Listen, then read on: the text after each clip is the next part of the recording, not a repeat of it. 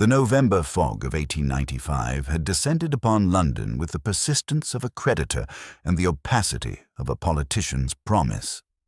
From our sitting room at 221B Baker Street, the great metropolis seemed to have vanished entirely, leaving only the amber glow of gas lamps struggling against the encroaching darkness like dying stars in a coal-black sky. Sherlock Holmes lay stretched upon the sofa in his mouse-colored dressing gown, his aquiline features sharp in the firelight, as he contemplated a chemical formula he had scrawled upon his shirt cuff. For the better part of the afternoon, he had been conducting an analysis of tobacco ash samples, his latest monograph on the subject having reached what he termed a critical juncture of empirical verification. "You see, Watson," he murmured, without lifting his gaze from the test tube he held delicately between his long fingers. "The combustion rate of Virginia tobacco follows a predictable mathematical progression. If we assume a constant burn rate of 0.8 millimeters per minute under standard atmospheric conditions, we can calculate with remarkable precision not only when a particular sample was lit, but also the approximate duration of the smoker's contemplation." He set down the tube and reached for his notebook, scribbling the equation. Burn time, chapter original length, remaining length. Ma part men burn time, 0.8 mat men original length, remaining length. "Fascinating as always, Holmes," I replied, though I confess my attention was divided between his scientific discourse and the increasingly violent storm rattling our windows. But surely such precision in tobacco analysis serves little practical purpose in criminal investigation. Holmes's grey eyes flashed with that peculiar intensity that always preceded his most brilliant deductions. "On the contrary, my dear fellow, only last week I was able to establish the exact time of a burglar's departure from a Belgravia mansion by analyzing the ash he left in the study. The mathematics of combustion, properly applied, can provide an alibi or destroy one with equal facility." He rose abruptly and moved to the window, pulling aside the heavy curtain to peer into the swirling fog. "But you raise an interesting point about practical application. It has been 11 days since our last case of any intellectual merit. Mrs. Hudson has polished the brass nameplate 4 times today, a certain indication that her intuitive faculties sense approaching business. Mark my words, Watson. Before this evening concludes, someone will arrive at our door bearing a problem that will test the very limits of logical analysis. The arrival, as if summoned by Holmes's prediction, the sharp clatter of hooves on cobblestones echoed through the fog-dampened street, followed by the urgent jangling of our bell. Holmes spun from the window with the fluid grace of a cat that has spotted its prey. And traveling in considerable haste, judging by the driver's failure to ease his horses properly. Note the extended ring. Our visitor's finger trembles with either cold or agitation. The latter, I suspect, given the warmth of our weather. Mrs. Hudson's familiar tread ascended the stairs, accompanied by lighter, more erratic footsteps. She appeared in our doorway, her usually composed features betraying considerable excitement. "Mr. Holmes, Dr. Watson, there is a gentleman to see you, a Professor Aldrich Pemberton from Cambridge. He says the matter cannot wait until morning, and I must say, sir, he appears quite distressed."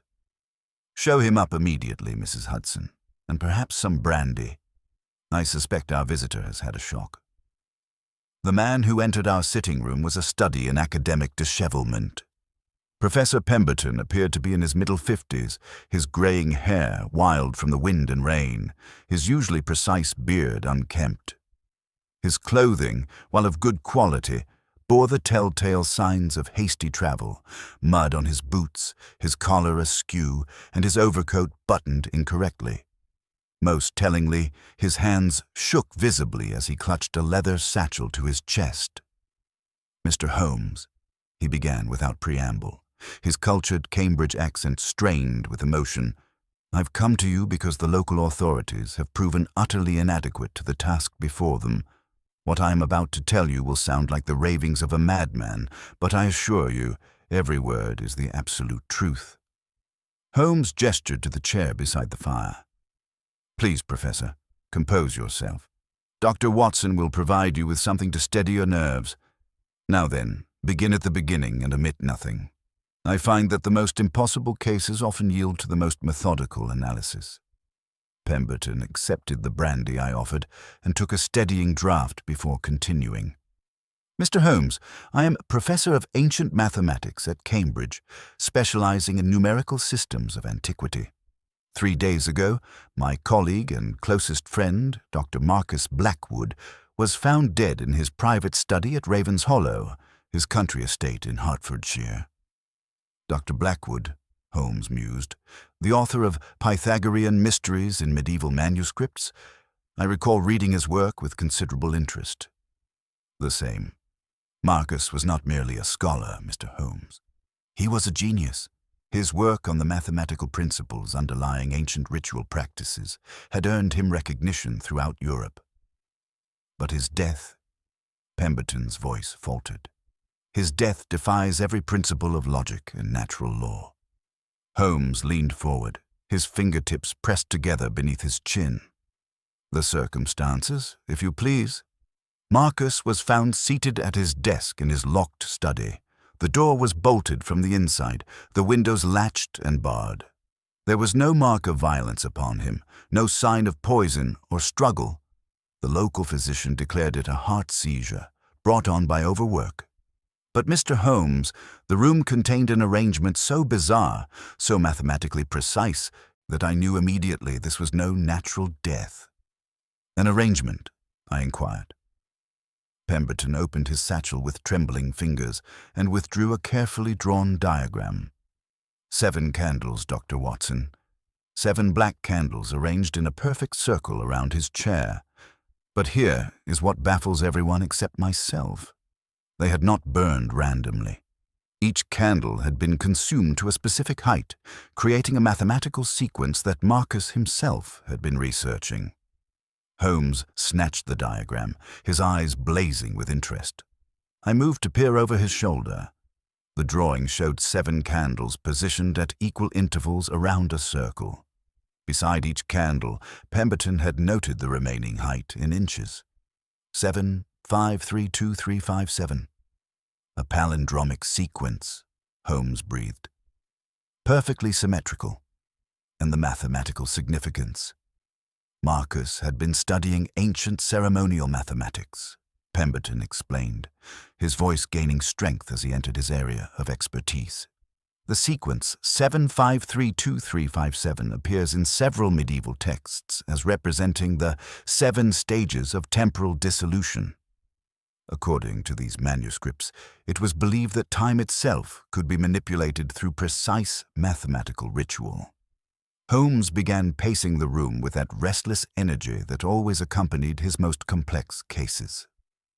"Professor, you mentioned that Dr. Blackwood had been researching this particular sequence. Was he working on anything specific at the time of his death?" Pemberton reached into his satchel again and produced a sealed envelope. "I found this on his desk, addressed to me in Marcus's handwriting. The local constable allowed me to take it, dismissing it as academic correspondence. But when I opened it," he handed the envelope to Holmes. "Read it for yourself."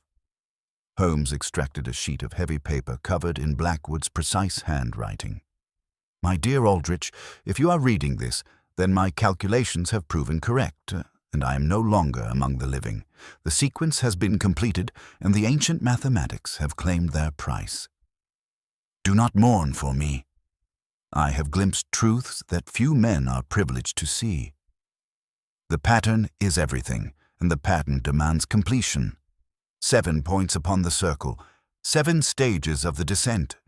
When the mathematics align with mortal flesh, the equation balances itself through death. I go willingly into that darkness, knowing that my work will continue through you.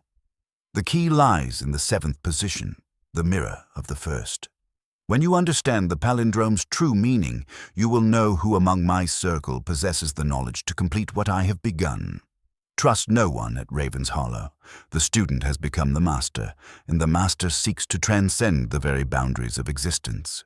Your devoted friend, Marcus Blackwood, P.S. The answer lies not in the candles themselves, but in the shadows they cast. 7 shadows for 7 sins.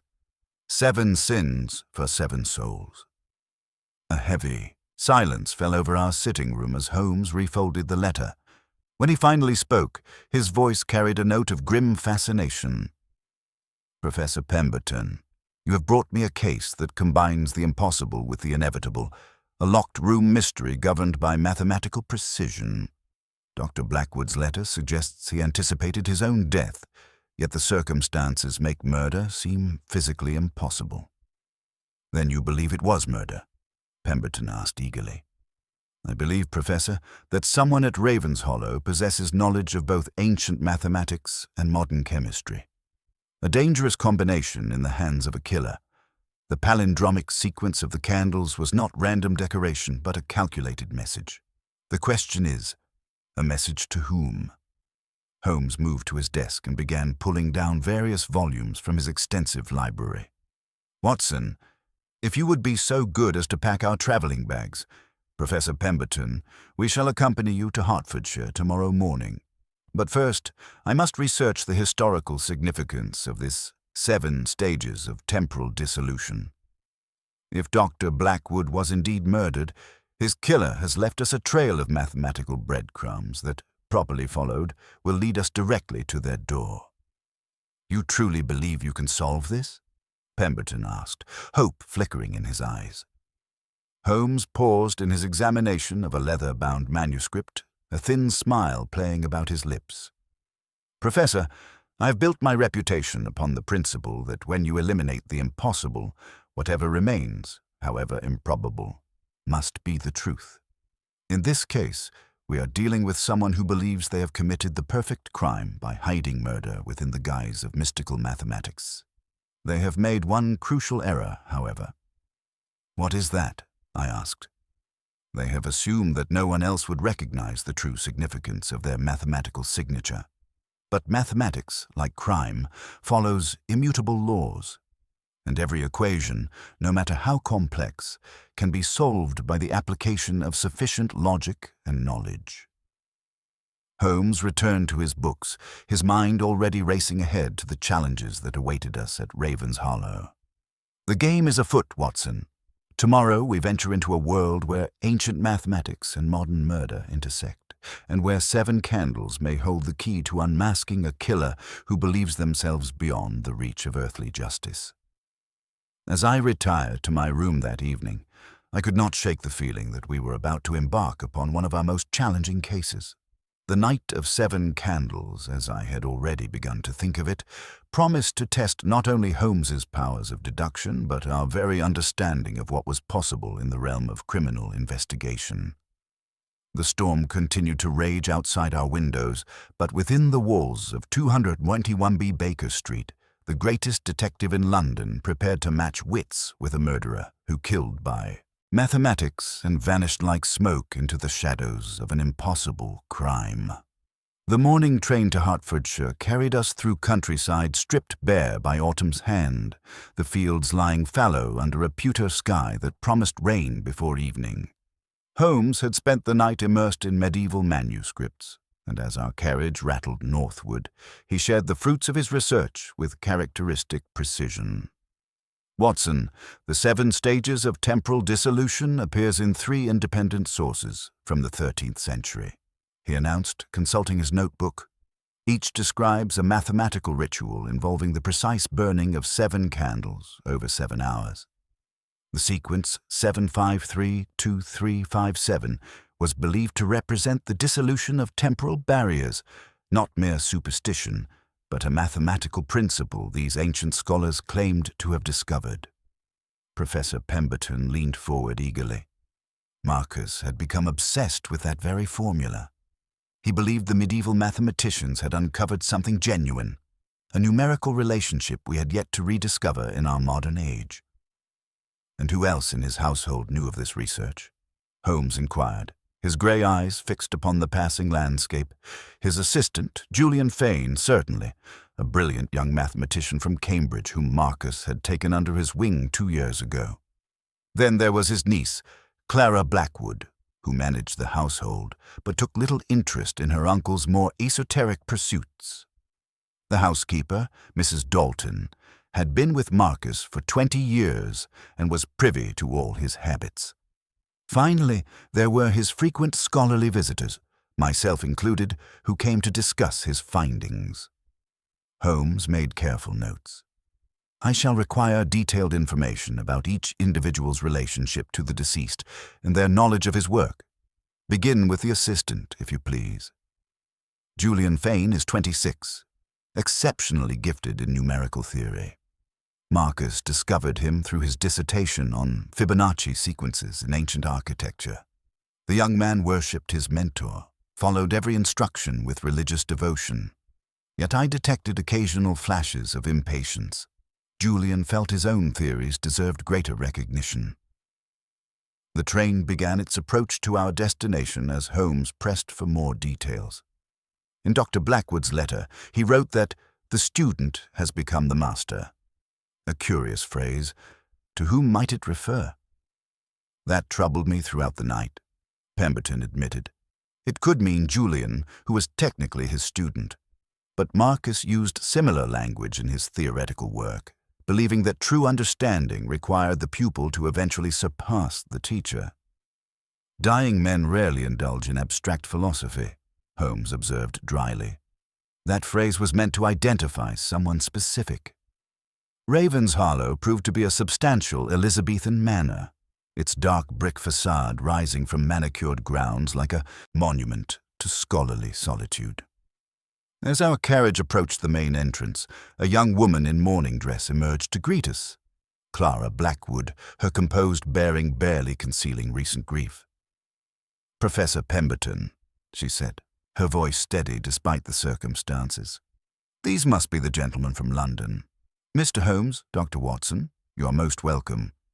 If there is any hope of understanding what happened to my uncle, I place it entirely in your hands.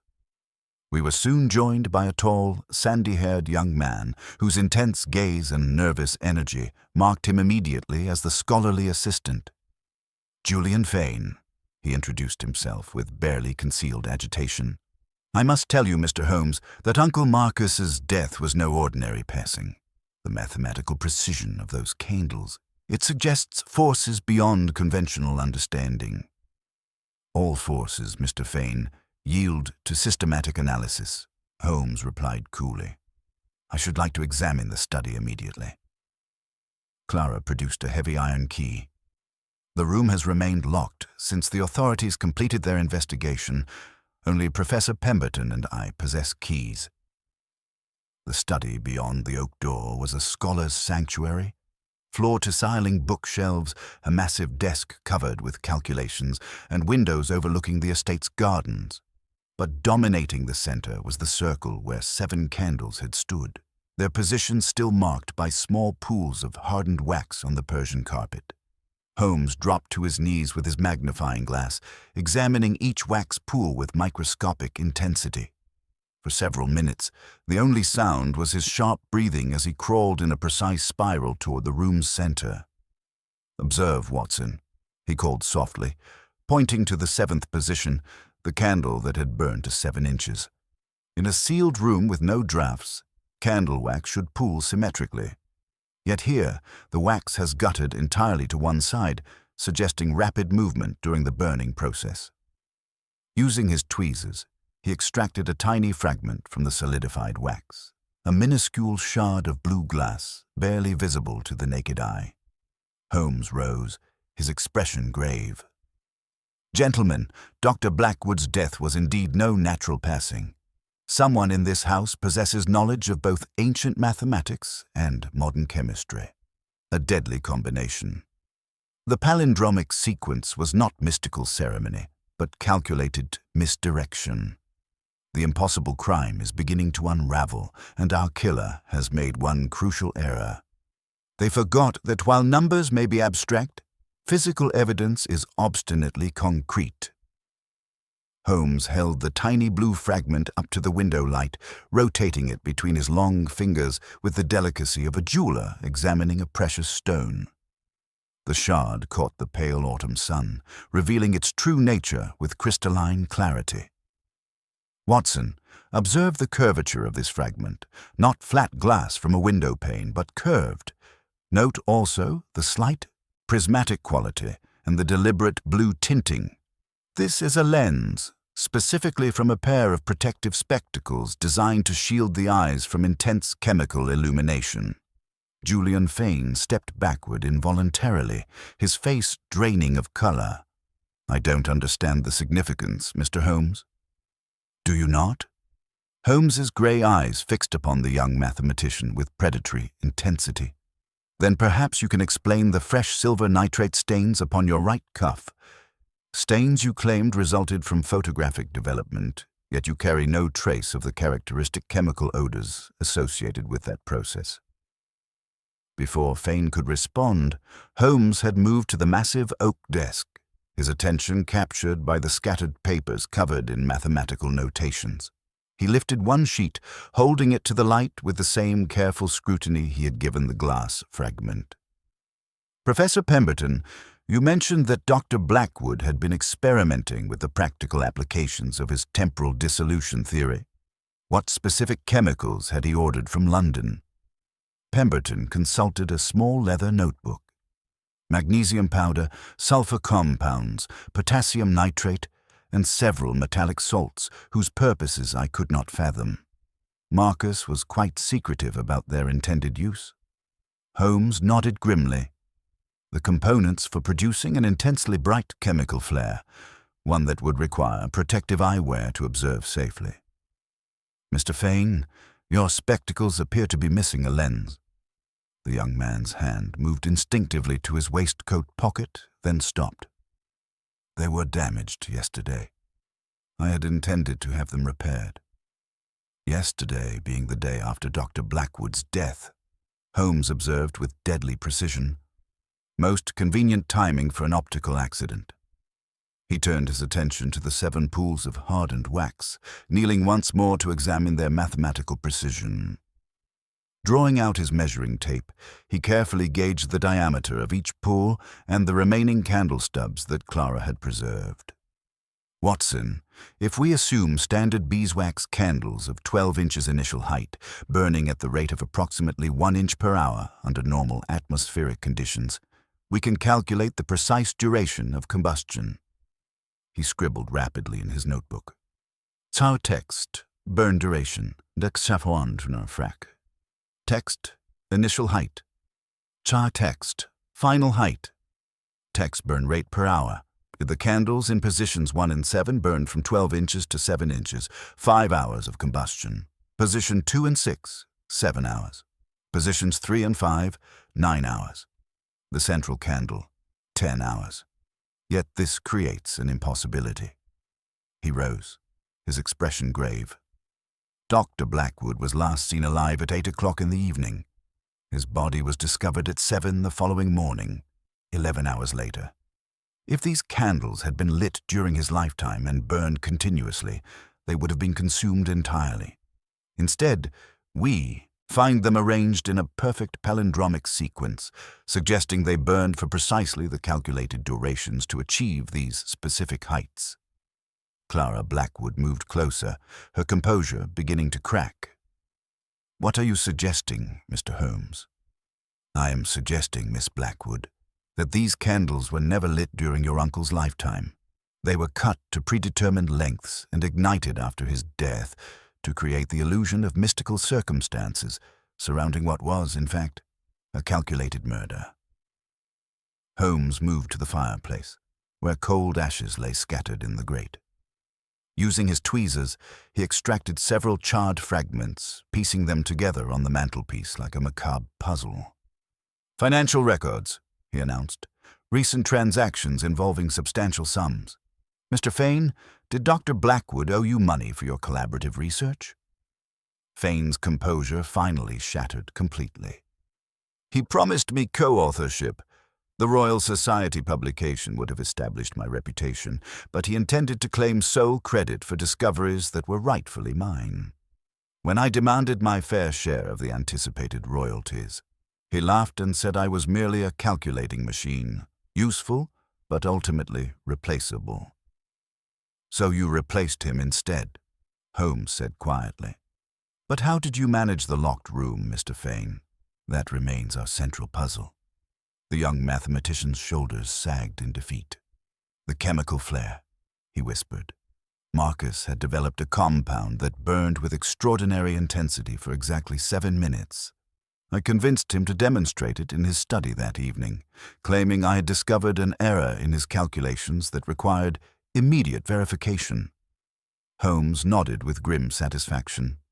The blue spectacles were essential protection. During those 7 minutes of blinding illumination, you had ample time to administer a fast-acting poison, probably absorbed through the skin from those metallic salts he had ordered. The intense light would have prevented him from seeing your actions clearly, and the chemical smoke would have masked any unusual odors. But the locked room, I pressed.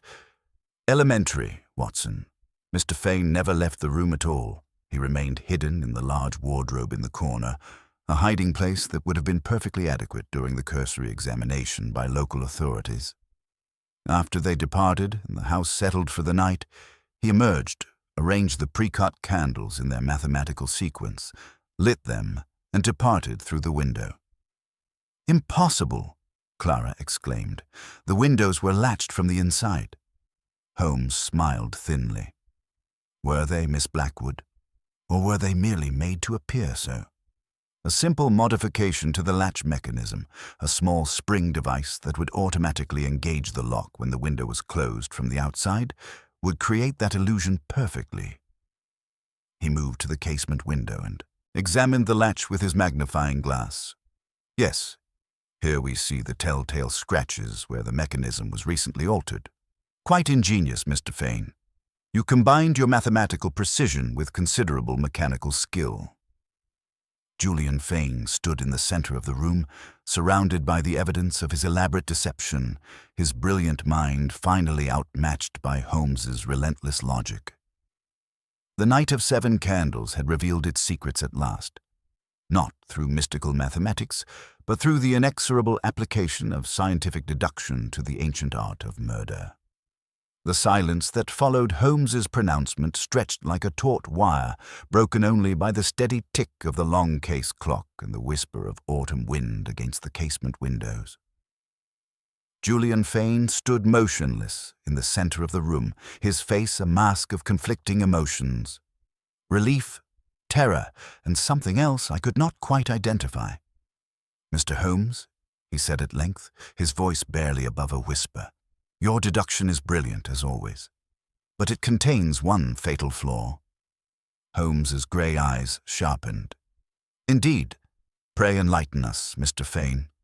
The mathematical precision you so admire in my supposed crime, it would have been impossible to achieve under the circumstances you describe." Fane moved to the nearest candle stub, kneeling beside the hardened wax pool. "You calculated that these candles were cut to exact heights, 7 inches, 5 inches, 3 inches, and so forth, but observe the cut surfaces more closely." He gestured for Holmes's magnifying glass, which my friend surrendered with obvious reluctance. "The wax surfaces are perfectly smooth, almost polished. Such precision could only be achieved with a heated blade or specialized cutting instrument, not a simple knife wielded in darkness.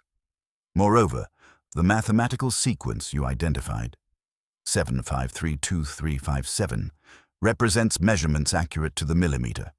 In a locked room, by candlelight alone, such precision would be superhuman." Holmes examined the candle stubs with renewed intensity, his expression growing increasingly troubled. "Your point is well taken, Mr. Fane. The physical evidence suggests a level of preparation inconsistent with the hasty improvisation your confession implies." "There is more," Fane continued, his confidence growing. "The wax pooling patterns you observed indicate these candles burned in their positions for several hours. If I had merely placed pre-cut stubs and lit them after arranging the scene, there would be minimal pooling. The extensive wax deposits prove these candles burned naturally from their original heights to their final positions." Clara Blackwood had been watching this exchange with growing alarm. "What are you suggesting, Julian? That Uncle Marcus arranged this bizarre display himself before dying?" "I'm suggesting, Miss Clara, that someone else entirely orchestrated this scene. Someone with access to precise measuring instruments, someone who understood both the mathematical significance of the sequence and the time required for its execution." Holmes rose slowly, his face grave. "You are quite right, Mr. Fane.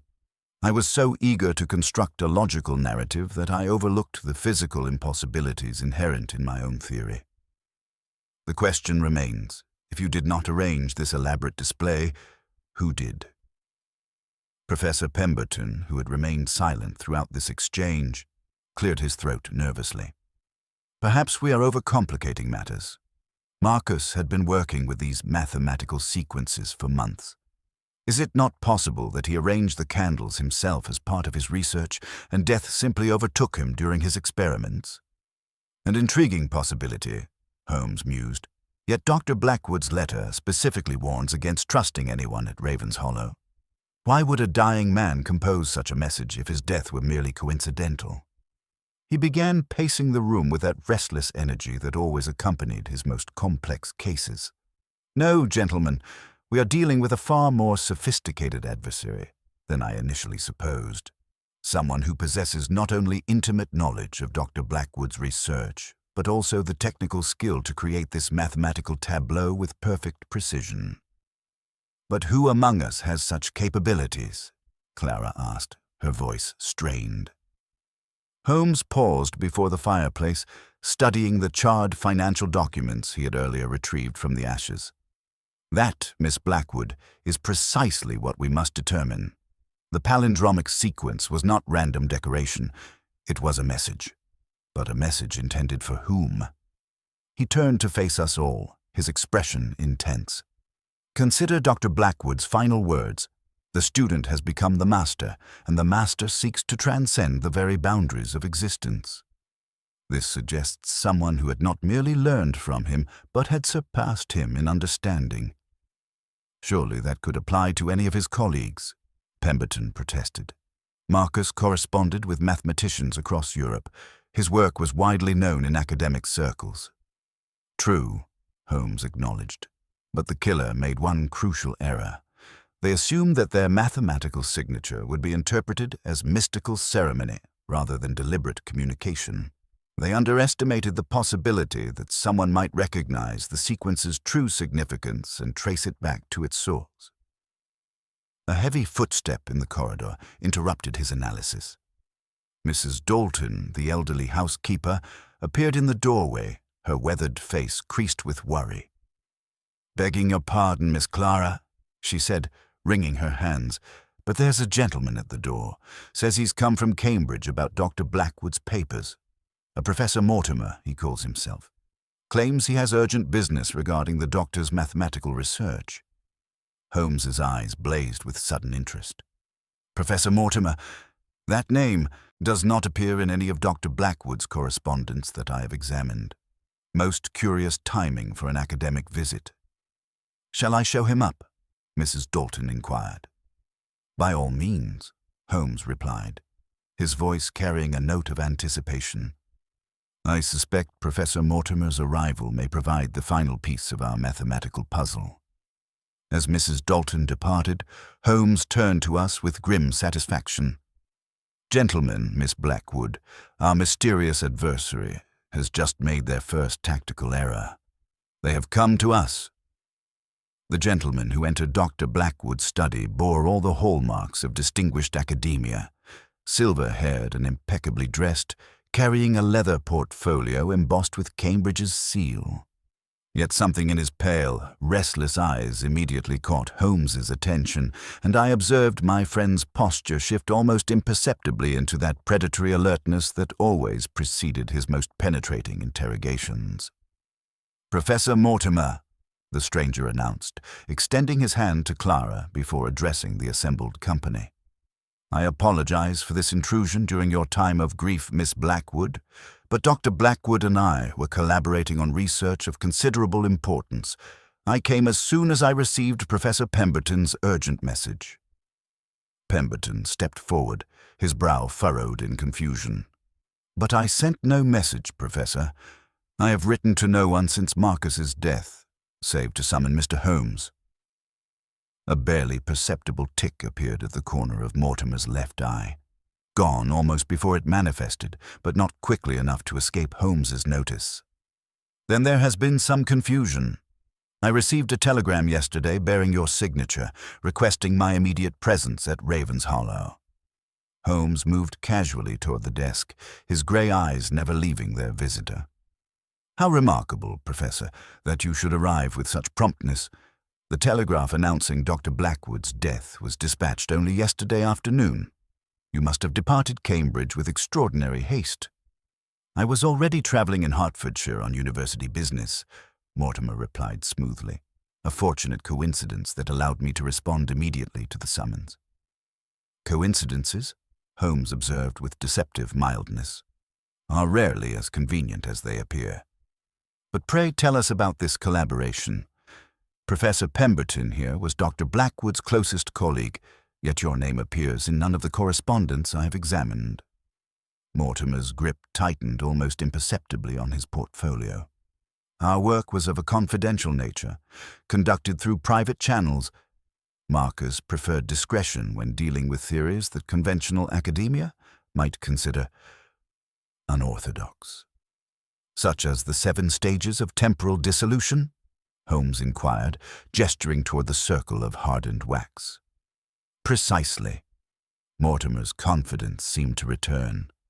I had discovered several corroborating manuscripts in continental libraries that supported his mathematical theories about temporal manipulation. Holmes began his characteristic pacing, but I noticed he positioned himself strategically between Mortimer and the door. "Then you would naturally be familiar with the palindromic sequence 7532357 and its alleged significance." "Of course. The sequence represents the mathematical progression of temporal decay, a formula that, properly applied, could theoretically allow one to perceive events outside the normal flow of causality." "Fascinating." Holmes paused abruptly, his sharp gaze focusing on Mortimer's feet. "Tell me, Professor, how do you account for the distinctive red clay caked upon your boots? Clay that is characteristic of the Ravenshollow Valley, yet appears in layers suggesting repeated exposure over several days." The transformation in Mortimer was instantaneous, though he attempted to maintain his academic composure. I visited the gardens this morning to pay my respects. The ground is quite muddy from recent rains." "Indeed it is," Holmes agreed pleasantly. "Yet this particular clay formation occurs only in the lower meadows, well away from any path a casual visitor might take. Unless, of course, one were conducting surveillance from the woods overlooking the estate." Julian Fane, who had been studying Mortimer with growing recognition, suddenly stepped forward. "I know that voice. You're the man who visited Uncle Marcus 3 weeks ago, the one who arrived after midnight in a closed carriage. I heard you arguing in the library about completing the sequence properly." Mortimer's facade finally cracked entirely. The veneer of scholarly courtesy vanished, replaced by cold calculation and something approaching fanatical intensity. "Very clever, Mr. Holmes. I should have anticipated your reputation for thoroughness." "Then you admit to prior acquaintance with Dr. Blackwood?" Holmes pressed. "Acquaintance?" Mortimer laughed harshly. "I was his mentor in the true understanding of temporal mathematics. Marcus was brilliant but weak. He lacked the conviction necessary to complete the great work. He understood the theory, but faltered when confronted with its practical requirements." Holmes's voice dropped to that dangerous quiet tone I knew well. "And those requirements included his death."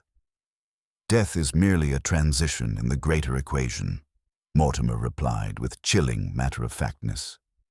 "The 7 stages demand precise energy transfer. Marcuse's physical form served as the necessary catalyst to align the temporal coordinates. His sacrifice opened a window into the fundamental structure of time itself." "By poisoning him and arranging this theatrical display of candles," I interjected, horrified by his casual admission. "Theatrical?" Mortimer's eyes blazed with fanatical fire. Every element was mathematically precise. The candles had to burn in that exact sequence to create the proper resonance. Marcus died because his mortal frame could not contain the energy released when the equation balanced. It was not murder, gentlemen. It was transcendence. With startling suddenness, he hurled his heavy portfolio directly at Holmes and lunged toward the casement window. My friend dodged the projectile with cat-like agility, but Mortimer had already reached the glass. With a crash that sent shards flying, he threw himself through the opening and disappeared into the darkness 20 feet below. We rushed to the shattered window, peering down at the stone terrace. The drop was substantial, but the garden below appeared empty save for crushed hydrangeas and a dark stain on the flagstones. "Impossible," Clara breathed. "No one could survive such a fall and simply vanish." Holmes leaned out, scanning the grounds with predatory intensity. "On the contrary, Miss Blackwood. Observe the fresh carriage tracks near the garden wall. Professor Mortimer, if that is indeed his name, had prepared his escape route as meticulously as he had planned his crime. A confederate was waiting." He turned back to retrieve the abandoned portfolio, his expression grim with satisfaction. "However, in his haste to flee, our fanatical professor has left behind something far more valuable than his person. These papers may well contain the key not only to Dr. Blackwood's murder, but to a conspiracy that extends far beyond the walls of Ravenshollow." As Holmes opened the leather case, revealing carefully prepared candles cut to precise measurements alongside detailed floor plans of the estate, I realized that our investigation had taken a decidedly more sinister turn. We were no longer dealing with a simple locked-room mystery, but with a calculated killer whose obsession with mathematical mysticism had driven him to commit the perfect crime. Or so he believed. The Night of 7 Candles had revealed its first major secret, but I suspected that Professor Mortimer's dramatic escape was merely the beginning of a far more complex and dangerous game. Holmes spread the contents of Mortimer's abandoned portfolio across Dr. Blackwood's desk with the methodical precision of a surgeon preparing for a complex operation. The documents revealed a disturbing tapestry of calculation and obsession. Detailed architectural plans of Ravenshollow marked with mathematical notations, chemical formulas written in cipher, and most chilling of all, a series of newspaper clippings chronicling similar deaths across England. "Watson, observe the systematic nature of this collection," Holmes commanded, his grey eyes blazing with intensity. "These are not the random scribblings of a madman, but the carefully documented progress of a methodical killer." He held up the first clipping, dated 6 months prior. "Professor Edmund Whitley of Oxford, distinguished mathematician, found dead in his study surrounded by mysterious astronomical charts and burning candles, arranged in an unusual pattern. Natural causes, according to the coroner." He produced another. "Dr. Helena Marsh of Cambridge, specialist in ancient numerical systems, perished in what authorities deemed a chemical accident. Strange lights were reported from her laboratory windows shortly before her death." Professor Pemberton's face had grown increasingly pale as he examined the documents. "Good heavens, Holmes. I knew both Whitley and Marsh personally. They were brilliant scholars, but their deaths seemed so ordinary. Heart failure, laboratory accident, the sort of tragedies that unfortunately befall academics who push themselves too hard." "Precisely what our killer intended," Holmes replied grimly. "But observe the pattern emerging. Each death occurred at intervals of exactly 49 days, 7 weeks. Each victim specialized in ancient mathematical systems, and each death scene contained variations of our palindromic sequence." Julian Fane leaned over the papers, his mathematical training evident in how quickly he grasped the implications. The sequence 7532357 appears in different forms throughout these reports, sometimes as candle arrangements, sometimes as chemical burn patterns, once even as the spacing of books left open on a desk. Someone has been leaving mathematical signatures at murder scenes for months. More than that, Holmes continued, extracting a leather-bound ledger from the portfolio's depths. Financial records showing substantial payments to various individuals, coded by initials rather than names. But one entry stands out. AP, Cambridge, consultation fee, $500. Professor Pemberton, I believe those are your initials. The elderly professor's composure cracked entirely. His hands trembled as he withdrew a folded paper from his waistcoat. I had hoped to avoid this revelation, Mr. Holmes. Yes, Marcus paid me that sum for consulting on certain manuscripts, documents that described mathematical techniques for what their authors claimed was temporal manipulation. I thought it was merely theoretical research into historical curiosities. And yet you suspected Dr. Blackwood's life was in danger. Holmes pressed, his voice carrying a dangerous edge. Pemberton's shoulders sagged in defeat. When I learned of Whitley's death, and then Marsh's, I recognized the pattern. I warned Marcus to abandon his research, to refuse further contact with those who sought to exploit his discoveries. But he was obsessed, convinced he stood on the threshold of the greatest mathematical breakthrough in human history. A distant crash from the East Wing interrupted his confession, followed by a muffled cry of pain. Holmes was at the door before any of us could react, his long legs carrying him swiftly down the corridor toward the sound. We found Mrs. Dalton, the elderly housekeeper, crumpled at the base of the tower stairs, clutching her ribs and gasping for breath. While I attended to her injuries, bruised but not broken, Holmes examined the overturned storage boxes with obsessive intensity. He was here again, Mrs. Dalton whispered when she could speak. The cold-eyed man from before, searching through the master's old trunks in the tower room. When I challenged him, he pushed me down the stairs and fled through the servants' passage. Holmes had already discovered the narrow door concealed behind a tapestry, leading to a forgotten staircase that connected the tower to the main house through a network of servant corridors. Mortimer knows this house better than we assumed, he muttered, examining fresh footprints in the dust. Someone has provided him with detailed knowledge of its hidden passages.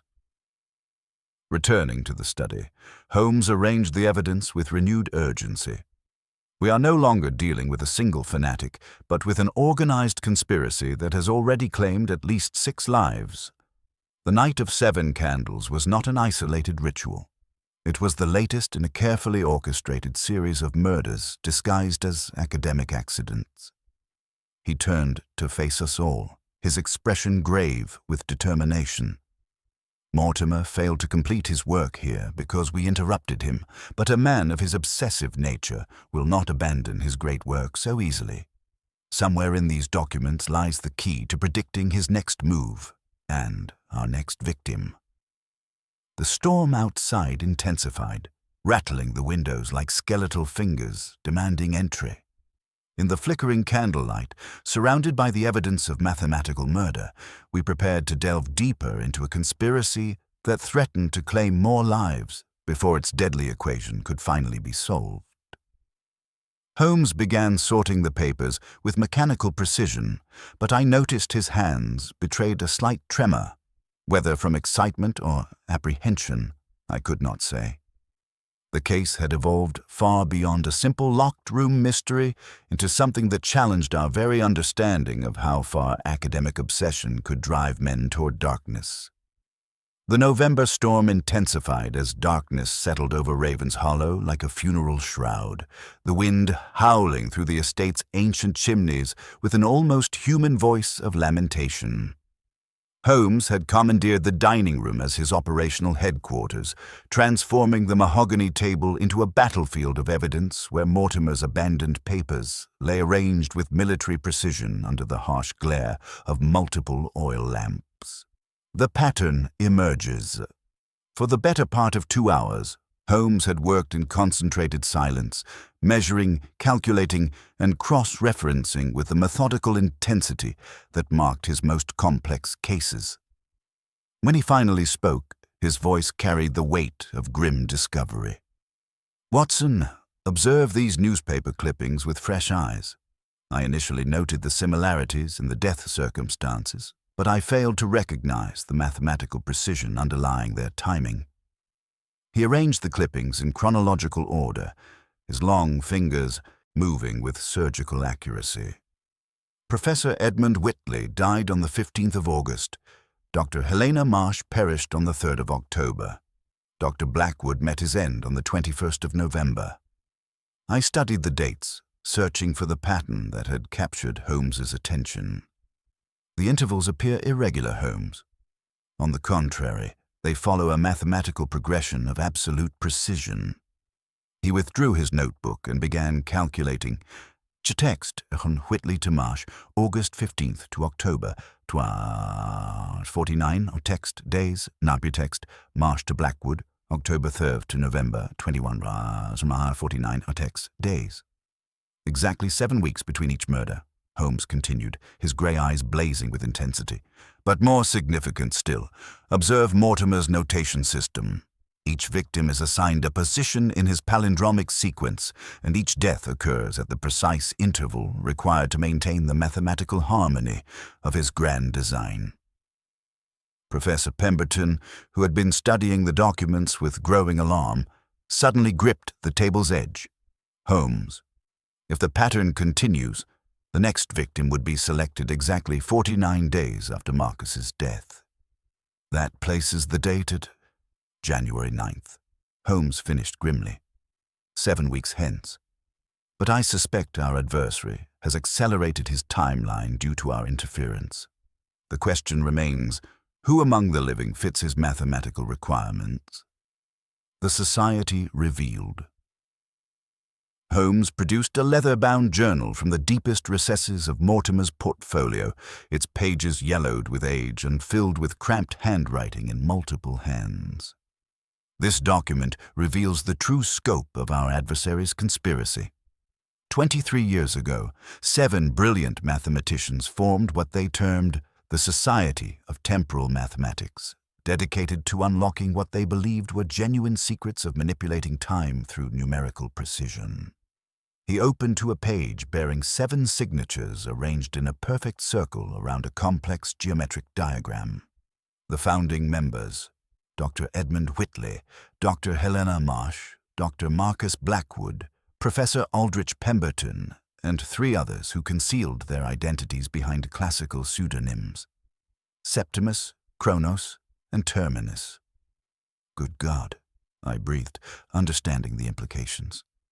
Then Pemberton has been involved from the beginning. More than involved. He was instrumental in the Society's formation. But examine these later entries, Watson.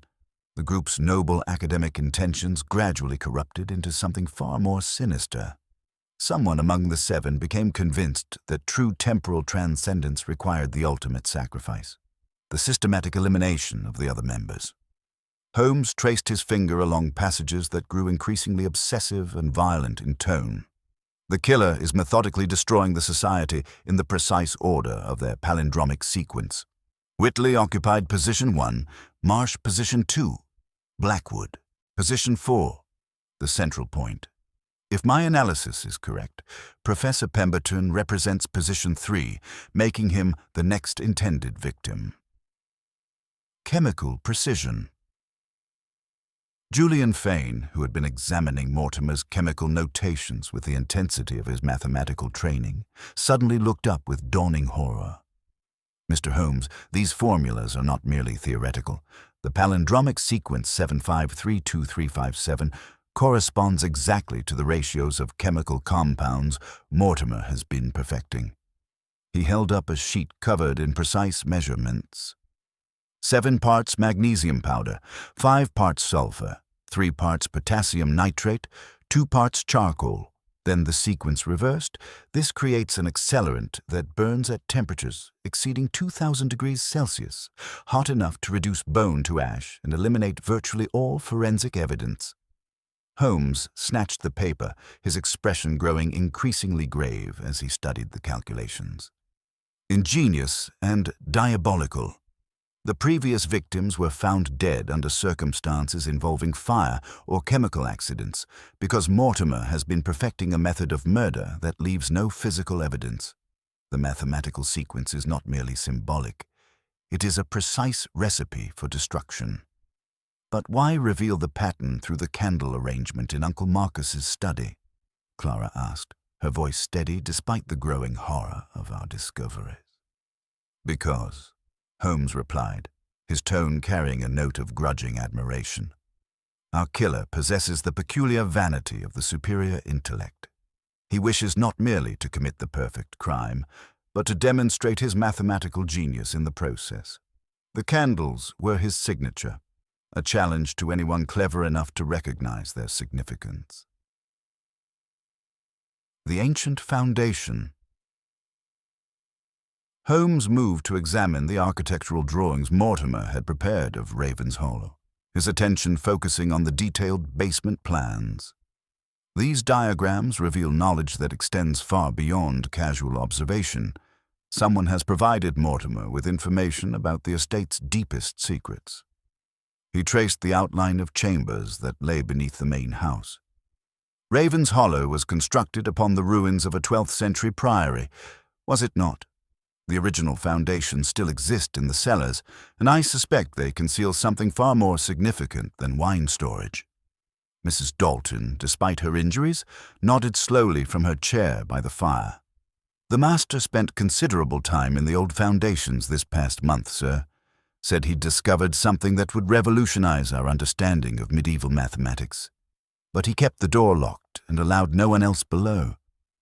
Holmes's eyes flashed with sudden understanding. The Sanctuary of Seven Shadows, the legendary chamber where medieval scholars claimed to have achieved genuine mathematical manipulation of physical forces. Dr. Blackwood found it, and that discovery cost him his life. The gathering storm. As if summoned by Holmes's deduction, the gas lamps throughout the house began to flicker and dim, their steady illumination wavering like candle flames in a draught. The temperature in the dining room dropped perceptibly, and I noticed that our breath had begun to mist in the suddenly frigid air. The gas supply has been compromised, Holmes observed with deadly calm, drawing his revolver from his coat. We are no longer alone in this house, and our adversary has chosen to abandon subtlety in favor of direct confrontation.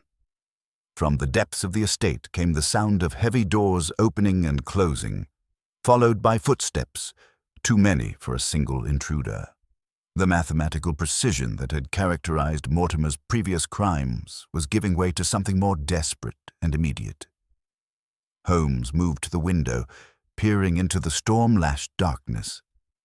In the distance, near the ruins of the old priory, a faint light flickered, not the steady glow of gas or oil, but the dancing illumination of open flames. 7 lights in the darkness, he murmured, his voice tight with controlled urgency. Mortimer has abandoned his patient schedule. The final equation is being calculated tonight, and we have precious little time to prevent the completion of his murderous mathematics. He turned to face us all, his expression carrying the focused intensity that always preceded his most dangerous gambles. Watson, check your service revolver. Professor Pemberton, you must remain here under Julian's protection. You are the intended third victim, and Mortimer will not complete his sequence without claiming your life. Clara, I fear you may also be in immediate danger as the niece of his 4th victim. The wind howled around Raven's Hollow with increasing violence, and somewhere in the darkness beyond our windows, a killer driven by mathematical obsession prepared to complete an equation written in blood. The night of 7 candles was approaching its climactic calculation, and only our own precision could prevent its deadly resolution.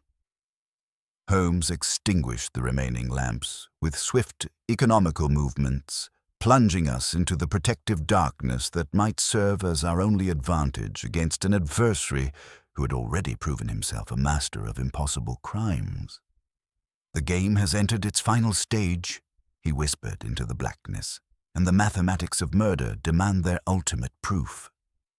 The ancient foundations of Raven's Hollow stretched beneath us like the fossilized skeleton of some medieval leviathan, each stone step worn smooth by centuries of monastic feet. Holmes moved through the darkness with predatory grace, his electric torch cutting narrow swaths through the oppressive blackness that seemed to press against us with almost physical weight. The gas lines were severed with surgical precision, Holmes murmured as we descended, examining scorch marks on the ancient stonework. Our adversary knows these passages intimately, far better than any casual intruder could manage. Someone has been preparing this ground for months, possibly years. We reached the final chamber through a doorway carved with mathematical symbols that glowed faintly with phosphorescent paint.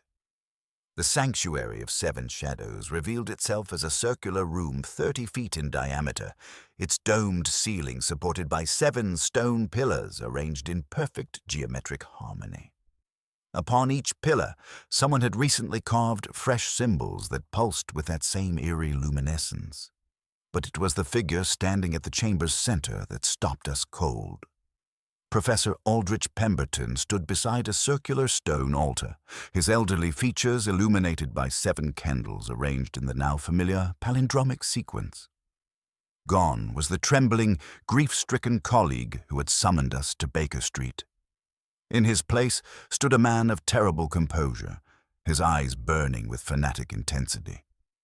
"Welcome, Mr. Holmes," Pemberton said, his cultured voice echoing strangely in the vaulted space. "You arrived precisely on schedule. The mathematics of causality are truly remarkable." Holmes's revolver appeared in his hand with fluid precision. "Professor Pemberton, step away from that altar. Your game is finished." "Game?" Pemberton laughed, a sound devoid of warmth or sanity. "My dear Holmes, you still fail to comprehend the magnitude of what you have witnessed. There never was a Professor Mortimer. The man you encountered upstairs was merely Mr. Reginald Ashford, a theatrical performer I engaged from Drury Lane.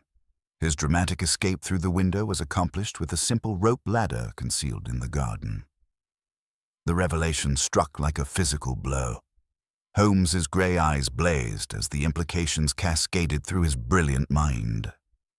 The red clay on his boots, deliberately applied. The Cambridge portfolio, carefully prepared misdirection. You orchestrated your own investigation, using us as unwitting participants in your final demonstration. Precisely. Pemberton withdrew a small glass vial from his waistcoat, its contents glowing with the same phosphorescent quality as the pillar symbols. I required witnesses of unimpeachable reputation to document the completion of the great work. Who better than the legendary Sherlock Holmes to verify that the impossible had occurred? He began pouring the luminescent liquid in a perfect circle around the stone altar. "The Society of Temporal Mathematics was my creation, Holmes. I recruited the finest mathematical minds in England, Whitley, Marsh, Blackwood, and 3 others. But they grew cautious when our calculations revealed the true cost of transcendence." "The cost being their lives," I interjected, struggling to comprehend the depths of his madness. "Death is merely energy transfer," Pemberton replied with chilling calm. "Each member possessed unique mathematical insights. By being present at the moment of their dissolution, I absorbed their knowledge, their understanding, their very essence. The palindromic sequence was never about the victims. It was about me. 7 positions, with myself occupying the central 4th position. Each murder in the precise order necessary to maintain mathematical symmetry." Holmes began circling slowly, keeping his weapon trained on the professor while his mind raced through calculations. "But your sequence remains incomplete. 6 positions filled, 1 remaining." "Indeed." Pemberton's gaze shifted toward the chamber entrance where Julian Fane had just appeared, drawn by some prearranged signal. Young Julian was never Marcus's assistant by coincidence. I arranged his introduction, guided his mathematical development specifically to serve as the 7th and final component. The young mathematician froze in the doorway, his face draining of color as understanding dawned. "You're insane," he whispered. "I'm enlightened," Pemberton corrected, producing a match. "And in moments when this phosphorescent accelerant ignites, it will burn with such intensity that the resulting conflagration will complete the equation. The seventh sacrifice will grant me mastery over temporal mathematics itself." Holmes's voice cut through the chamber with commanding authority. "The only mastery you have achieved, Professor, is over homicidal delusion. Your mathematical transcendence is nothing more than spectacular murder dressed in academic pretension." But Pemberton had already struck the match, its sulphurous flare reflecting in his mad eyes. "The mathematics are inexorable, gentlemen. The equation demands completion." In that moment of terrible illumination, surrounded by ancient stones and the carefully arranged instruments of mathematical murder, we faced the culmination of the Night of Seven Candles. Not a mystical ritual, but the final gambit of a brilliant mind twisted by obsession into something monstrous. Holmes tensed for action, his keen intellect already calculating angles, distances, and the narrow margin of time that separated us from either triumph or catastrophe. The match trembled in Pemberton's hand, poised above the chemical circle that would transform the sanctuary of Seven Shadows into our tomb, while the ancient mathematics of murder awaited their final, terrible proof. The match descended through the phosphorescent glow like a falling star, but Holmes had already calculated the precise angle of intervention. His revolver cracked once, not toward Pemberton's hand, but toward the massive iron chandelier suspended directly above the stone altar. The ancient chain parted with a metallic shriek, and 300 weight of medieval ironwork crashed down upon the altar with thunderous impact. The shockwave extinguished Pemberton's match instantly, sending him staggering backward as stone fragments and centuries of accumulated dust filled the air. In that moment of chaos, Holmes launched himself across the chamber with the fluid precision of a striking serpent. "Watson, secure the chemical circle," he commanded, even as he tackled the elderly professor to the flagstones. One spark could still ignite the accelerant. I moved swiftly to contain the phosphorescent liquid, using my medical bag to create a barrier around the glowing circle while Holmes wrestled with our adversary. Despite his academic appearance, Pemberton fought with the desperate strength of a cornered fanatic, his fingers clawing for Holmes's throat with murderous intent. "The equation must balance," he snarled, his cultured voice distorting into something bestial. "7 stages, 7 sacrifices, 7 delusions," Holmes interrupted coldly, securing the professor's wrists with cord from his coat. "Your mathematical transcendence was nothing more than elaborate justification for academic murder, Professor. Each victim was on the verge of publishing research that would have overshadowed your own declining reputation." Julian Fane approached slowly, his face pale with dawning comprehension. "The collaborative papers Uncle Marcus mentioned. You weren't helping him develop his theories. You were stealing them." Pemberton's expression collapsed from fanatical certainty into bitter defeat. "They were too timid, too conventional. Whitley's work on temporal sequences, Marsh's discoveries about numerical consciousness, Marcus's breakthrough with the palindromic formulas. They would have published their findings separately, fragmenting the knowledge. Only I understood how to synthesize their insights into something truly revolutionary." "So you murdered them systematically," Holmes observed, rising and dusting off his trousers. "The palindromic sequence wasn't mystical ceremony. It was your method of organizing the theft. Each death positioned precisely to allow you maximum access to their research, while maintaining the illusion of tragic coincidence." From the chamber entrance came the sound of heavy footsteps echoing down the stone stairs. Inspector Lestrade's familiar voice called out, "Mr. Holmes? Dr. Watson, we received your telegram about urgent police assistance needed at Ravenshollow." "Excellent timing, Inspector," Holmes replied, never taking his eyes from the defeated professor. "We have solved the mystery of the Night of Seven Candles. Professor Pemberton has been kind enough to demonstrate his method of combining mathematical precision with premeditated murder. As the constables descended into the sanctuary of 7 shadows, their lanterns casting dancing shadows across the ancient stonework, Pemberton drew himself up with the remnants of his academic dignity. "You have prevented a breakthrough that would have revolutionized human understanding of temporal mathematics, Holmes. The knowledge dies with me." "Knowledge built upon murder dies deservedly," Holmes replied quietly. "True scientific advancement requires collaboration, not the elimination of one's colleagues. Your palindromic sequence will be remembered not as mathematical genius, but as the signature of a killer who confused intellectual theft with scholarly achievement." The police led Pemberton away, his elderly frame suddenly seeming fragile and diminished in the harsh light of their lanterns. Julian Fane watched him go with a mixture of revulsion and profound sadness. "He was brilliant," the young mathematician murmured. "If he had channeled that intellect toward genuine research instead of murder." "Brilliance without conscience becomes mere cunning," Holmes observed, examining the shattered chandelier with professional interest.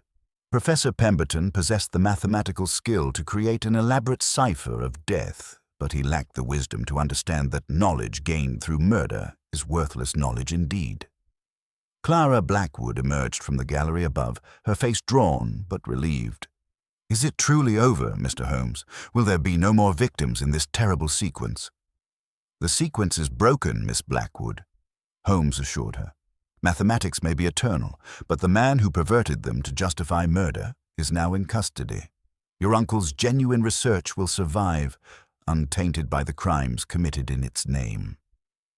As we ascended from those ancient foundations, leaving behind the phosphorescent symbols and carefully arranged instruments of academic murder, I reflected on how close we had come to becoming footnotes in Pemberton's monstrous equation. The night of 7 candles had reached its conclusion not through mystical mathematics, but through the inexorable application of logic to the most human of crimes, the desire to possess what others had created. Holmes paused at the threshold, glancing back at the darkened sanctuary. "The mathematics of murder have been solved, Watson," he said quietly, "and justice, that most elegant of equations, has finally balanced its ledger." The storm outside had broken, leaving behind a stillness that felt profound in its silence. The deadly palindrome was complete at last, not through transcendence, but through the cold reality of handcuffs and the measured tread of justice ascending ancient stairs. The trial of Professor Aldrich Pemberton became one of the most sensational legal proceedings of 1895, though Holmes took little satisfaction in the public spectacle that followed. The comprehensive confession extracted by Inspector Lestrade revealed the full scope of the conspiracy. 6 murders orchestrated with mathematical precision, each victim eliminated to steal their research while maintaining the illusion of tragic coincidence. "The Crown Prosecutor believes we have sufficient evidence for multiple convictions," Lestrade reported during his final visit to Baker Street. "Pemberton has provided detailed accounts of each murder, including his use of chemical accelerants to simulate natural deaths. Even the theatrical Mr. Ashford, the actor who portrayed Professor Mortimer, has been apprehended and testified in exchange for leniency." Holmes nodded absently, his attention focused on a letter from Julian Fane. "The young mathematician writes that he and Miss Blackwood intend to establish a research foundation at Ravenshollow, dedicated to collaborative scholarship rather than solitary ambition. Dr. Blackwood's library will become a sanctuary for genuine academic inquiry, a fitting memorial to the victims of Pemberton's equation."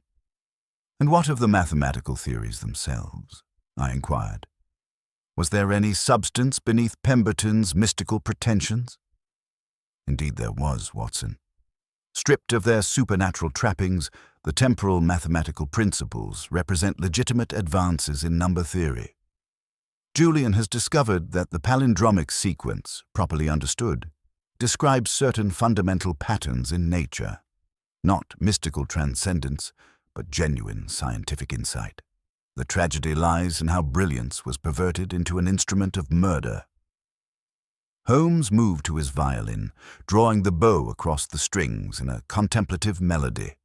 The familiar ritual seemed to restore his equilibrium after the disturbing revelations of recent days. I confess, Watson, this case has humbled me considerably. Pemberton orchestrated an elaborate performance specifically designed to exploit my investigative methods. The false Professor Mortimer, the carefully planted evidence, even the blue glass fragment, all calculated to lead me toward predetermined conclusions. I was manipulated as thoroughly as any other witness. Yet you ultimately saw through his deception, I protested. Your observations saved Julian Fane's life. Only through the stubborn factuality of physical evidence, Holmes replied quietly. Mathematics may be manipulated, witnesses deceived, circumstances arranged, but chemistry, physics, and the material world remain obstinately truthful. Pemberton's fundamental error was believing that intellectual superiority exempted him from moral accountability. He paused in his playing, his grey eyes reflecting both satisfaction and caution. The case reminds us that genius without conscience becomes mere cunning. Pemberton possessed the mathematical skill to create an elaborate cipher of death, but he lacked the wisdom to understand that knowledge gained through murder is worthless knowledge indeed. He viewed his victims not as human beings, but as variables to be eliminated when they no longer served his equation. The afternoon post brought news that Pemberton had been sentenced to death, though Holmes received the information with characteristic detachment.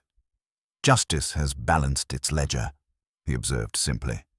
The palindrome he created with such meticulous care, 7532357, will be remembered not as mathematical genius, but as the signature of a man who confused theft with scholarship and murder with transcendence. As evening settled over Baker Street, Holmes returned to his chemical experiments with renewed vigor, the Ravens Hollow case already filing itself away in his vast mental archive. Yet I detected a subtle change in his demeanor, a deeper appreciation for the collaborative nature of genuine discovery, perhaps, or simply a renewed respect for the limits of individual brilliance. "You know, Watson," he remarked, examining a test tube against the lamplight, "mathematics represents the purest form of truth. Absolute, immutable, precise. Yet in Pemberton's hands, even truth became a weapon. He sought transcendence in numbers, but found only the common denominator of human greed." A sharp rap at our door interrupted his philosophical musings. Mrs. Hudson's familiar tread announced the arrival of a new client. A young woman whose hurried footsteps and urgent whispers suggested another mystery awaiting our attention. Holmes set aside his equipment and reached for his pipe, his keen eyes brightening with anticipation. "The curtain falls on the tragedy of Ravens Hollow, Watson, only to rise upon a new drama in London. We have had quite enough of 7 candles for one lifetime, but the game, as always, remains afoot." As he prepared to receive our next visitor, I reflected on the strange journey that had taken us from Baker Street to ancient foundations, and back again. The night of 7 candles had tested the very limits of deduction against calculated madness, yet in the end, it was not mathematical formulas that triumphed, but the simple, relentless application of logic and justice, the eternal equation that no amount of brilliance can ever hope to balance through murder. 3 weeks had passed since Professor Pemberton's arrest, when the sharp January wind carried an unexpected visitor to our door at Baker Street. Holmes had spent the intervening days in characteristic fashion, alternating between intense chemical experiments and long periods of contemplative silence, the Ravens Hollow case having affected him more profoundly than he cared to admit. The young woman who entered our sitting room possessed the same intellectual bearing that had marked her father, the late Professor Edmund Whitley, Pemberton's first victim. Miss Eleanor Whitley carried herself with dignified composure despite the evident strain of recent months, her dark eyes reflecting both grief and determined purpose. "Mr. Holmes," she began without preamble, I have read of your success in exposing Professor Pemberton's crimes. I come bearing evidence that my father foresaw his own murder and took steps to preserve the truth." Holmes's grey eyes sharpened with interest as she produced a sealed envelope. "Your father was indeed a man of remarkable foresight, Miss Whitley. His death began the sequence that ultimately led to our investigation." She handed him the packet with trembling fingers. "Father gave me this 6 months ago with strict instructions to deliver it only to someone I trusted completely. Should anything happen to him, he said it contained insurance against those who might steal his life's work." Holmes broke the seal and extracted several pages covered in complex mathematical notation. As he studied the contents, his expression transformed from professional curiosity to profound satisfaction. "Watson, this is extraordinary," he announced, holding up the documents. Professor Whitley had discovered the fundamental error in Pemberton's theoretical framework. Mathematical proof that the entire temporal dissolution theory was built upon a computational fallacy. He turned to Miss Whitley with evident respect. "Your father recognized that Pemberton's palindromic sequence 7532357 was not a closed mathematical loop as claimed, but rather an infinite regression that could never achieve the balance he sought. The professor was chasing a mathematical impossibility, murdering colleagues to protect a theory that was inherently flawed." "Then father's research was genuine?" she asked quietly. "Entirely genuine, and far more sophisticated than Pemberton's derivative work. Had your father lived to publish these findings, he would have revolutionized the field of temporal mathematics through legitimate scholarship rather than theft and murder." After Miss Whitley departed, Holmes remained at his desk, studying the recovered documents with renewed intensity. The case had taught him uncomfortable truths about the limits of his own deductive powers, how Pemberton had manipulated him through carefully planted evidence and theatrical misdirection. "I confess, Watson, this affair has humbled me considerably," he admitted, setting aside the papers. "Pemberton orchestrated an elaborate performance specifically designed to exploit my investigative methods. The false Professor Mortimer, the planted glass fragment, even the mathematical arrangements, all calculated to lead me toward predetermined conclusions." "Yet you ultimately exposed his deception," I protested. "Only because physical evidence remains obstinately truthful, regardless of theoretical manipulation," Holmes replied. "Pemberton's fundamental error was believing that intellectual superiority exempted him from moral accountability. He viewed his victims not as human beings, but as variables to be eliminated when they no longer served his equation." Holmes rose and moved to the fireplace, where he tossed one of the replica candles from our investigation into the flames. We watched in silence as the wax melted and dissolved, its precise mathematical proportions becoming meaningless in the face of simple combustion. "The professor sought to master time itself through numerical precision," Holmes observed, "yet he succeeded only in shortening his own temporal existence. His palindromic sequence was not divine revelation, but merely elaborate justification for academic theft." True mathematical advancement requires collaboration and peer review, and precisely what Pemberton's murderous ambition had made impossible. He turned from the fire with renewed purpose. "This case reminds us that genius without conscience becomes mere cunning in service of vanity. The greatest mysteries yield not to brilliance alone, but to the patient application of integrity, logic, and unwavering commitment to truth over convenience." A familiar knock interrupted his philosophical reflection. Mrs. Hudson announcing another visitor with another puzzle requiring our attention. Holmes reached for his coat with evident satisfaction. The mathematical nightmares of Raven's Hollow finally laid to rest through the simple restoration of academic truth. "The game remains afoot, Watson," he declared, his eyes brightening with anticipation.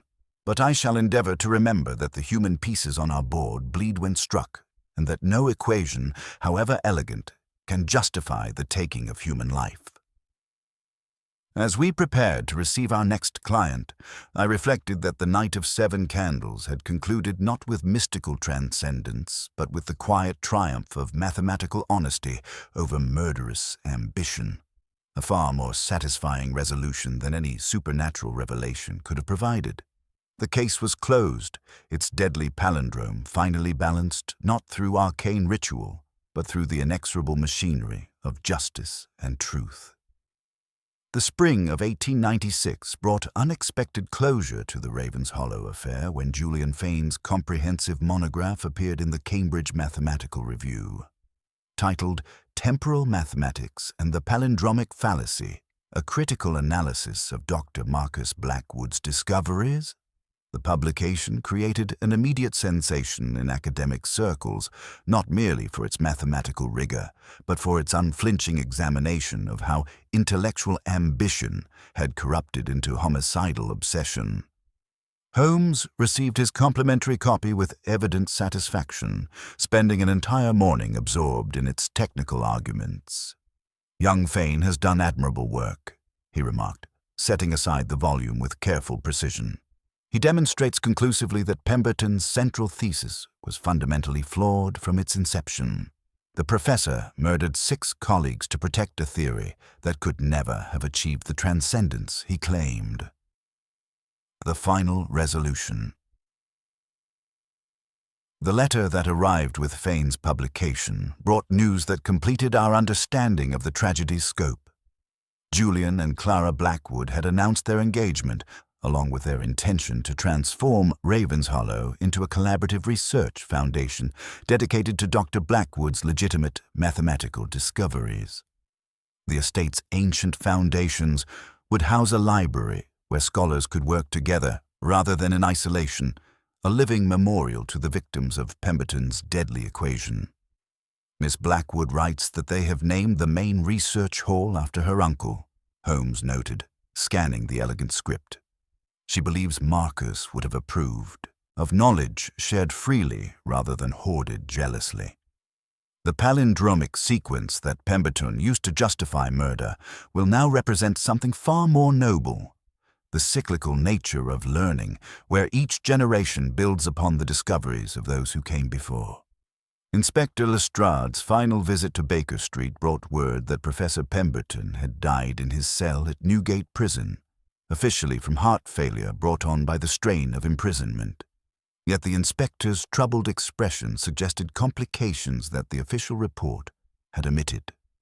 The prison physician found evidence that he had been conducting some manner of mathematical calculations until the very end, Lestrade reported quietly. 7 books arranged by page count, scraps of paper covered with the familiar sequence. Even facing the gallows, he could not abandon his obsessions. Holmes's reflection. As evening settled over Baker Street, Holmes moved to his familiar position by the fireplace, his sharp features thoughtful in the flickering light. The case had affected him more profoundly than he cared to admit, revealing vulnerabilities in his deductive method while ultimately affirming the power of logic applied with moral clarity. "You know, Watson," he said finally, reaching for his violin, "this affair has taught me valuable lessons about the limits of pure deduction. I allowed myself to be manipulated by theatrical presentation and mathematical mysticism when I should have trusted the stubborn factuality of physical evidence. Pemberton's elaborate staging nearly succeeded because I expected complexity where simplicity would have sufficed. He drew the bow across the strings in a contemplative melody that seemed to capture both the tragedy and resolution of our mathematical mystery. The man's delusions were constructed with far more care than most people's realities. In another age, he might have been a theologian, burning heretics instead of colleagues. Yet the most extraordinary aspect was not the theatrical setting, but the utter banality of the motive, professional envy dressed in academic pretension. I set aside my manuscript, having just completed the final entry in my chronicle of the case. Do you suppose he actually believed in his theories? I suspect he believed in his own intellectual superiority above all else, Holmes replied thoughtfully. The mathematics became justification for what was fundamentally an exercise in academic vanity. He could not tolerate the possibility that his colleagues might achieve recognition he felt belonged exclusively to himself. He viewed them not as human beings, but as variables to be eliminated when they no longer served his equation. The eternal game. Our philosophical discourse was interrupted by the familiar sound of a hansom cab pulling up to the curb below, followed by the urgent jangling of our bell. Holmes straightened immediately, his lethargy vanishing as he reached for his coat. Unless I am very much mistaken, Watson, that will be Inspector Bradstreet with news of the Whitechapel warehouse incident I mentioned yesterday. The game, as always, continues. "Do you never tire of it, Holmes?" I asked, rising to retrieve my hat. "The endless puzzle, the constant pursuit of truth?" Holmes paused at the door, his grey eyes bright with intellectual anticipation. "My dear fellow, the mind is like a muscle. It must be exercised, or it atrophies. Pemberton sought to transcend time through murder, but the only true way to defeat time is to fill every moment with purpose. The Night of Seven Candles has taught us that brilliance without conscience becomes mere cunning, and that no mathematical formula, however elegant, can ever justify the taking of human life." He smiled, a genuine expression of satisfaction that transformed his austere features. The palindromic sequence was not divine revelation, but human calculation in service of murder. And in the end, the equation balanced itself not through mystical transcendence, but through the prosaic machinery of justice. As long as London holds secrets and criminals believe themselves cleverer than the law, we shall have work to do. The case files on Professor Aldrich Pemberton were closed and filed away in Holmes's extensive archives, another chapter in the ongoing battle between criminal ingenuity and deductive reasoning.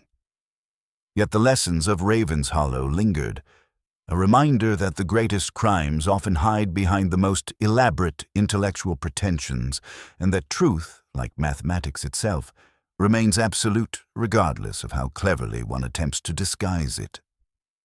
The Night of Seven Candles had finally burned itself out, leaving behind only the cold ashes of academic ambition and the enduring light of knowledge pursued with integrity rather than stolen through murder.